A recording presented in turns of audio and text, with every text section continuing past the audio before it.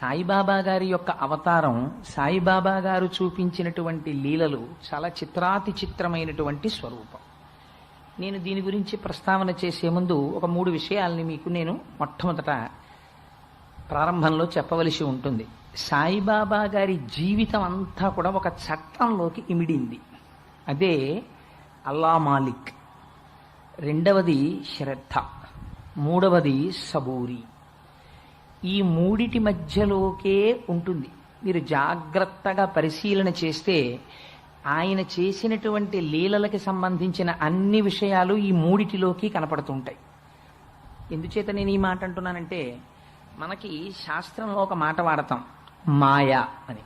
మాయా అంటే ఏమిటి అసలు?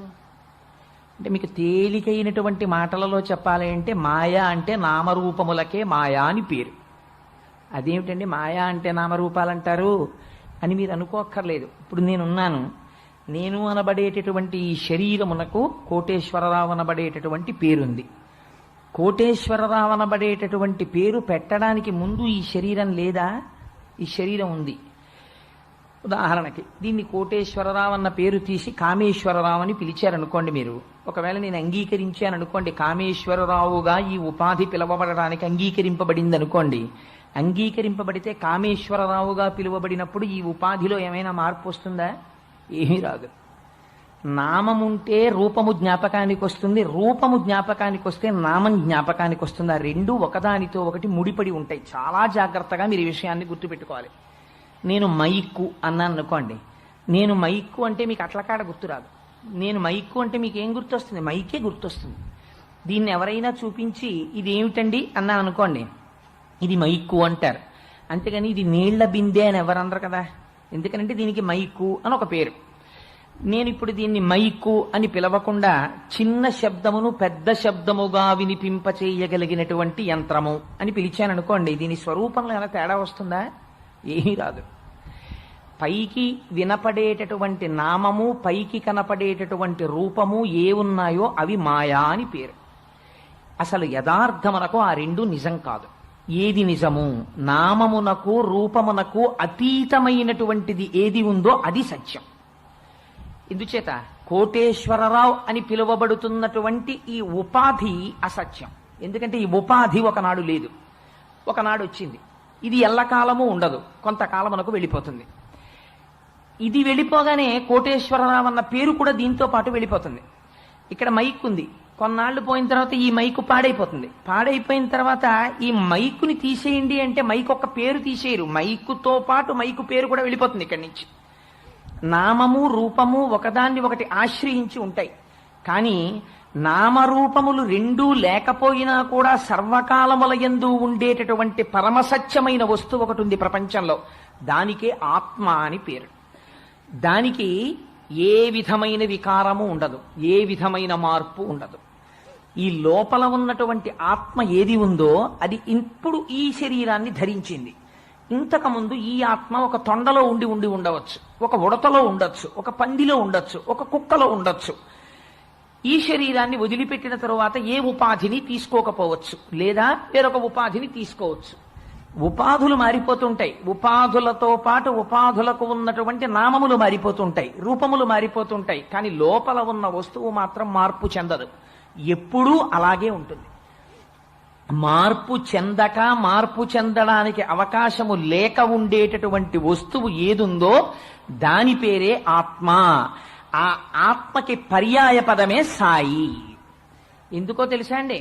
మీరు సాయి అన్న ధ్వని ఒక చోట వినపడుతుంది. అక్షరాలుగా రాసేటప్పుడు శాసాల్లో సా అన్నది ప్రయోగించకుండా షాయి అన్న శబ్దాన్ని ఎక్కడ వాడారు మీరు జ్ఞాపకం తెచ్చుకోండి. ఊర్ధ్వమూలమధశాయి అంది వేదం. పైకి కిందకి పక్కలకి వ్యాపించినటువంటి కాంతి స్వరూపము ఏదైతే ఉందో దానికి షాయి అని పేరు, శబ్దరూపంగా. అందుకని ఇప్పుడు షాయి అంటే ఎవరు? అంతటా వ్యాపించినటువంటి వాడు. ఒకనాడు ఉండి ఒకనాడు లేనివాడు కాడు. ఎప్పుడూ కాలమునకు దేశమునకు లొంగనివాడై సర్వకాలములయందు సర్వత్ర వ్యాపించిన వాడెవడున్నారో వారికి షాయి అని పేరు. మీరు మరొక రకంగా దాని అక్షరాన్ని మార్చి శబ్దం తీసుకొస్తే సాయి అని పేరు. దానికి పక్కన బాబా, తండ్రి. అది భక్తితో మీరు కలుపుకున్నటువంటి మాట. మనం ఒక నారాయణ శబ్దాన్ని ప్రయోగం చేస్తే మా తండ్రి అంటాం, శివుడు మా తండ్రి అంటాం. వాగర్ధావివ సంపృక్తౌ వాగర్ధ ప్రతిపత్తయే జగత పితరౌ వందే పార్వతీ పరమేశ్వరౌ. అసలు నిజంగా ఆత్మవస్తువుకి శరీరం అన్నది ఉంటుందా? దానికి నిజంగా ఏదో ఒక కులానికో ఒక మతానికో చెందడం అన్నది సహజంగా ఉంటుందా? ఉండదు. మీకు నేను ఒక ఉదాహరణ చెప్తాను. పూర్వకాలంలో వారణాసి పట్టణంలో ఒక మహానుభావుడు ఉండేవాడు. ఆయన రామానందుల వారని చెప్పి ప్రతిరోజు వారణాసిలో గంగానదిలో స్నానం చేసి విశ్వేశ్వరుణ్ణి సేవిస్తూ ఉండేవారు. ఒకనాడు వైకుంఠంలో లక్ష్మీనారాయణులు ఇద్దరు ఉండగా లక్ష్మీదేవి అంది, కలియుగంలో అందరూ నన్ను ఆరాధించేవారే కానీ నారాయణ మిమ్మల్ని ఆరాధించేవారు, మోక్షాన్ని కోరుకునేవారు లేరు అంది. అల్లా అనకు లక్ష్మి, నా భక్తులు కూడా ఉన్నారు, అక్కడక్కడా ఉంటారు, నీ భక్తులంతా ఎక్కువగా ఉండకపోవచ్చు అన్నారు. ఏదో ఒకరిని చూపించండి, నేను అక్కర్లేదు మీరే కావాలనేవాడిని చూపించండి అంది. అంటే అదిగో చూడు అని చూపించారు. గంగా తీరంలో రామానందుల వారు నడిచి వెళ్ళిపోతున్నారు. ఆయన ఎంత దొంగో ఇప్పుడే చూపిస్తాను ఉండండి అంది అమ్మవారు. మరునాడు ఉదయం గంగానదీ స్నానానికి వెళ్ళిపోతున్నారు రామానందుల వారు. వెళ్ళిపోతుంటే లక్ష్మీదేవి ఒక గులాబీ తోటని సృష్టించింది. అలా వెళ్ళిపోతున్నటువంటి రామానందుల వారు ఒక గులాబీ పువ్వుని కోసుకుని విశ్వేశ్వరుడి ఆలయానికి వెళ్ళిపోతున్నారు. లక్ష్మీదేవి ఆ తోటమాలి రూపంలో వచ్చి, ఈ గులాబీ తోట నాది, నన్ను అడగకుండా పువ్వు కోసుకుని వెళ్ళడం దొంగతనం కాదా, ఎందుకు పట్టుకెడుతున్నావు అంది. అమ్మా, నేను ఈ తోటలో ఉన్న పువ్వు విశ్వనాథుడి పాదార విందముల యందు సమర్పించాలనుకుని పట్టుకెడుతున్నాను తప్ప ఈ పువ్వుని దొంగిలించాలనేటటువంటి భావన నా యందు లేదు, అందుకని మన్నించమ్మా నా పువ్వు అక్కడ పెట్టి వెళ్ళిపోయారు. లక్ష్మీదేవి సాక్ష్యంగా పువ్వు పట్టుకుని వైకుంఠానికి వెళ్ళింది. పట్టుకెళ్ళి ఎదురుగుండా భర్త పాదాలు చూడగానే ఆనందం కలిగి ఆయన పాదాల మీద పెట్టింది. చూశారా స్వామి, ఈ పువ్వుని దొంగతనం చేశాడు మీ భక్తుడని. దొంగతనం చెయ్యలేదు లక్ష్మి, నా భక్తుడికి ఎంత భక్తి వ్యగ్రత ఉందో చూడు, ఆ పువ్వు నీ చేతులతో నా పాదాల మీదకి వచ్చిందన్నారు స్వామి. అంటే ఆశ్చర్యపోయి అమ్మవారంది, నిజమే, నేను ఇప్పుడు గమనించాను సుమా, రామానందుడు మహాభక్తుడు, మరి అటువంటి భక్తుడికి మనం ఏమి ఇద్దామంది. పువ్వు జ్ఞానానికి గుర్తు మన సంప్రదాయంలో. అందుకని జ్ఞానమునకు గుర్తు కనుక ఈ పువ్వునే పిల్లవాడిగా మార్చి ఇద్దామన్నారు. స్వామి సంకల్పం చేస్తే ఏం జరగదు కనుక ఒక్కసారి ఆ పువ్వుని సంకల్పం చేసి గంగానదిలో విడిచిపెట్టారు. ఆ పువ్వు అలా ప్రవాహ వేగానికి వెడుతూ వెడుతూ ఒక పిల్లవాడిగా మారింది. మారి ఆ పిల్లవాడు ఒక తామర ఆకు మీదకి చేరాడు. ఆయన్ని ఒక మహమ్మదీయుడు చూశాడు. ఆ పిల్లవాడిని తీసుకెళ్లాడు, పెంచుకున్నాడు. ఇప్పుడు మీరు చెప్పండి, ఆ పిల్లవాడు జన్మతః ఏ కులమునకు ఏ మతమునకు చెందినవాడు మీరు చెప్పగలరా? మనకి తెలియదు. తీసుకెళ్లాడు, ఒక మహమ్మదీయుడు పెంచాడు. మహమ్మదీయుడు పెంచాడు కనుక మహమ్మదీయుడు అయ్యాడు. ఎందుకని? ఆచార వ్యవహారములన్నీ అటువంటివి అలవాటు పడ్డాయి కనుక. కానీ వచ్చినది కారణజన్ముడు కనుక ఆత్మతత్వం వైపుకి దృష్టి పరిగెత్తింది. ఎందరో గురువులను ఆశ్రయించాడు. ఎంతమందిని ఆశ్రయించినా కూడా ఆయనకి ఆత్మతత్వం సరిగ్గా అవగాహన కాలేదు. ఆయన మహమ్మదీయ కుటుంబంలో పుట్టాడని హైందవ కుటుంబానికి చెందినటువంటి వారెవ్వరూ ఆయనకి ఆత్మతత్వాన్ని ఉపదేశం చెయ్యలేదు. విసిగి వేసారిపోయి నాకు ఆత్మతత్వం చెప్పేవాడు లేడని ఏడ్చి ఏడ్చి సొమ్మసిల్లి గంగానది స్నానఘాట్ మెట్ల మీద సొమ్మసిల్లి నిద్రపోయారు. మరునాడు ఉదయం రామానందుల వారు చీకట్లో స్నానం చేద్దామని మెట్లు దిగుతూ పిల్లవాడి యొక్క తల మీద కాలు వేశారు. కాలు వేస్తే పిల్లవాడు ఖయ్యమని నిద్రలేచాడు. నిద్రలేచేటప్పటికి, అయ్యో నాయనా, నీ తల మీద కాలు పెట్టి తొక్కాను రా, నేను చూడలేదు రామా అన్నారు.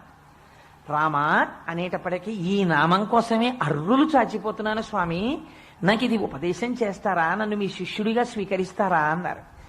ఇంత ఆర్తితో ఉన్నవాడు శిష్యుడు అని వెంటనే రామనామాన్ని ఉపదేశం చేసి తన శిష్యుడిగా స్వీకరించారు. మహమ్మదీయ కుటుంబంలో పెరిగినవాడిగా కనపడినటువంటి కబీర్దాసు గొప్ప రామభక్తుడయ్యారు. గోపరాజు గారికి, రామదాసు గారికి రామనామ మంత్రోపదేశం చేసిన వారు కబీర్దాస్ గారి. అందుకని అంత గొప్పవాడైనటువంటి కబీర్దాస్ చిట్ట చివర శరీరాన్ని విడిచిపెట్టారు. విడిచిపెడితే జరిగిన ఆశ్చర్యకరమైన సంఘటన ఏమిటో తెలుసా అండి? ఆ శరీరాన్ని శవపేటికలో పెట్టారు. పెడితే ఈ శరీరం మహమ్మదీయ కుటుంబంలో పెంచబడింది కాబట్టి మహమ్మదీయ ఆచారం ప్రకారం అంత్యేష్టి సంస్కారం జరగాలి, దీన్ని భూమిలో పాతి పెడతామని వారు అడిగారు. కాదు కాదు, ఆయన రామచంద్రమూర్తి యొక్క మంత్రోపాసనం చేసి హైందవ సిద్ధాంతాలను అంగీకరించాడు కనుక ఇన్ని దహనం చేస్తామని హిందువులు అడిగారు. శవం అలాగే ఉండిపోయింది పేటికలో. ఉండిపోతే ఎక్కడి నుంచో ఒక యోగి వచ్చాడు. ఎందుకురా కొట్టుకుంటారు మీరు మీకు కావలసింది శరీరానికి అంచేష్టి సంస్కారం చెయ్యడమే కదా, దీన్ని సగానికి కోసి ఇచ్చేస్తాం, కొంతమంది కాల్చుకోండి కొంతమంది పూడ్చుకోండి అన్నారు. సరే, పెట్టె మీ తీసి దాని మీద ఉన్న వస్త్రాన్ని తీశారు. లోపల ఎన్ని గులాబీ రేకులు మిగిలిపోయాయి. తీరా అక్కడ ఇద్దామంటే శరీరం లేదు కబీర్ దాస్ గారిది, పువ్వు రేకులు ఉన్నాయి. ఆ పువ్వు రేకులే సగం సగం పంచి ఇచ్చారు. మౌఢ్యం ఎంత దూరం వెళ్ళిందంటే కొంతమంది కాల్చుకున్నారు, కొంతమంది పూడ్చుకున్నారు. కానీ పువ్వులా వచ్చిన వాడు మాత్రం పువ్వులాగే వెళ్ళిపోయాడు. కబీర్ దాస్ గారి జన్మరహస్యం ఎటువంటిదో బాబా గారు కూడా అటువంటి వారే. నేను ఎందుకు ఈ మాట చెప్పానంటే, ముందు కబీర్ దాస్ గారి గురించి సాయిబాబా గారికి సంబంధించినటువంటి జన్మరహస్యాన్ని సాధికారికంగా చెప్పలేదు. కొందరు పెద్దలు వ్యాఖ్యానం చేశారు. వారి తల్లిదండ్రుల పేర్లు ఇవి, వారు ఫలానా చోట జన్మించారు, ఎన్నో సంతానంగా జన్మించారు, అరణ్య మార్గంతో వెడుతున్నప్పుడు ఆకులలో విడిచిపెట్టారు అని చెప్పారు. కానీ అవతారమూర్తిగా వచ్చినటువంటి సాయిబాబా గారు తన జీవితాన్ని తాను ధృవపరుస్తూ మాట్లాడిన సంఘటన ప్రకటంగా కనపడలేదు. అందుచేత మరి ఎవరు, మరి హిందూ మతానికి చెందినవారా మహమ్మదీయ మతానికి చెందినవారా అందదు. గమ్మత్తు ఏమిటంటే, వారు షిరిడీ చేరుకున్నారు. చేరుకుని ఒక వేప చెట్టు కింద కూర్చుని ఉండేవారు. సదానింబ వృక్షస్య మూలాధివాసం. సాధారణంగా గురువులందరూ ఓ చెట్టు కిందకి చేరుతూ ఉంటారు. ఓ చెట్టు కిందకి చేరారు. ఆ చెట్టు కింద కూర్చున్నారు. సంతతము ధ్యానమగ్నుడై ఉండేవారు. ఈశ్వరుడితోటి మమేకాన్ని పొందారు. పొంది బ్రహ్మవిద్ బ్రహ్మైవ భవతి అని మనకు సూక్తి. ఎవరు బ్రహ్మమును తెలుసుకున్నాడో వాడు బ్రహ్మమే అగుచున్నాడు. అందుకని తానే బ్రహ్మముగా నిలబడిపోయారు. యోగి పొంగవుడిగా, ఒక సద్గురువుగా, సమర్థ గురువుగా నిలబడ్డారు. అటువంటి గురువు సంకల్పం చేస్తే చాలు. ఇదే సర్వావస్థా వివర్జిత అంది లలితా సహస్రనామ స్తోత్రం. మనకి అవస్థాత్రయం అని ఉంటుంది. మనమందరం అవస్థాత్రయంలోనే ఉంటాం. అవస్థ అంటే జాగృత్ అంటే ఇంద్రియాలు పనిచేయడం, స్వప్నం అంటే ఇంద్రియాలు పనిచేయకుండా మనస్సు ఒక్కటే పనిచేయడం, సుషుప్తి అంటే ఇంద్రియాలు మనస్సు కూడా పనిచేయకుండా ఆత్మలో కలిసిపోవడం, గాఢ నిద్ర, ఏమీ తెలియని అజ్ఞానం. ఈ మూడింటిని దాటిపోతే తురీయం ఉంటుంది.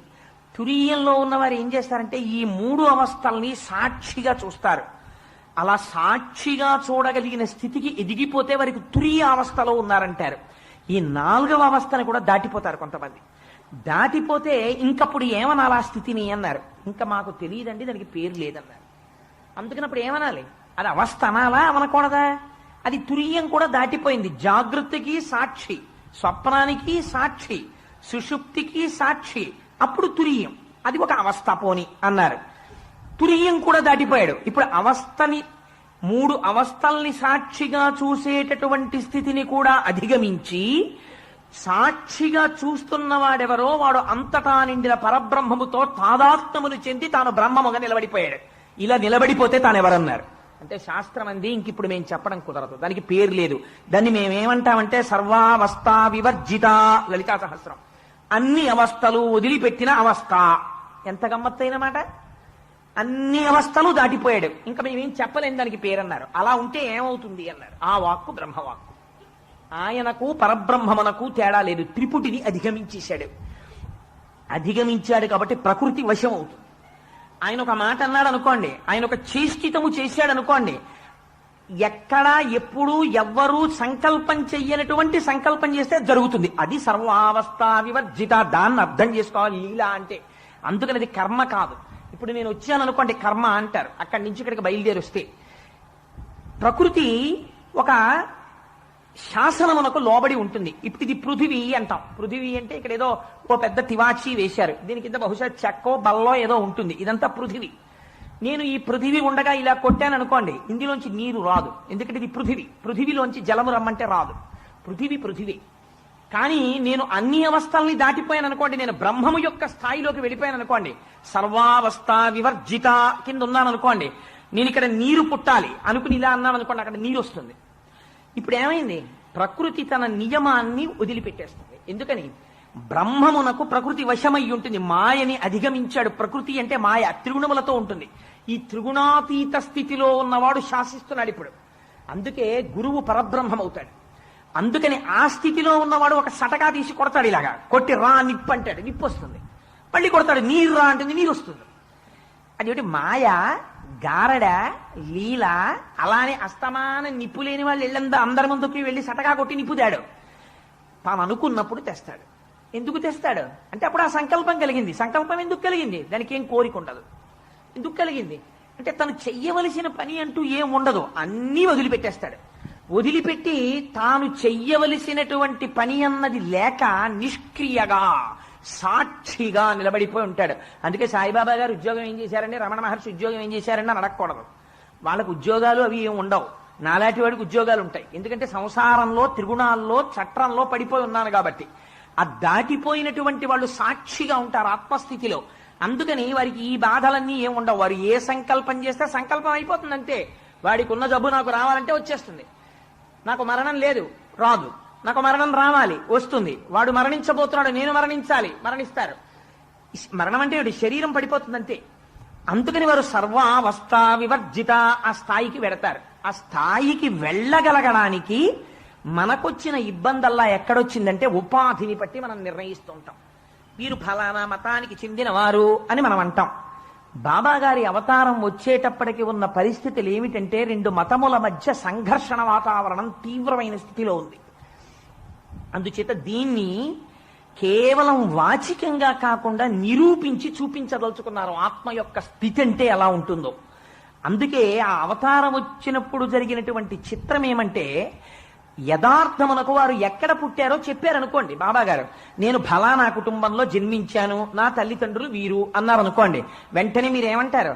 ఆ తల్లిదండ్రుల పేర్లని బట్టి, వారి గోత్రాన్ని బట్టి, వారి ఋషుల్ని బట్టి వారు ఫలానా మతములకు చెందినవారు, అందుకని వీరు కూడా ఆ మతములకే చెందినవారు అని మీరు బ్రాండ్ చేస్తారు, ఒక ముద్ర వేస్తారు. ఇది వారి స్థితి కాదు. నామరూపములకు అతీతమైన స్థితిలో తాను మొట్టమొదటి నుంచి ఉన్నవారు. అందుకే ఎక్కడ తపస్సు చేశారు, ఎక్కడ యోగాభ్యాసం చేశారు, ఏ గురువు ఏమి చెప్పారు, ఎలా ప్రకృతిని వశం చేసుకున్నారు, ఈ భాగం సాయిబాబా గారి జీవితంలో రహస్యం. ప్రకటముగా వ్రాయబడలేదు. ఇదిగో ఇది జరిగింది, ఇది జరిగితే ఆయనకి ఆ సిద్ధులు వచ్చాయి, ఆయన అలా ఆత్మదర్శనం చేశారని చెప్పలేదు.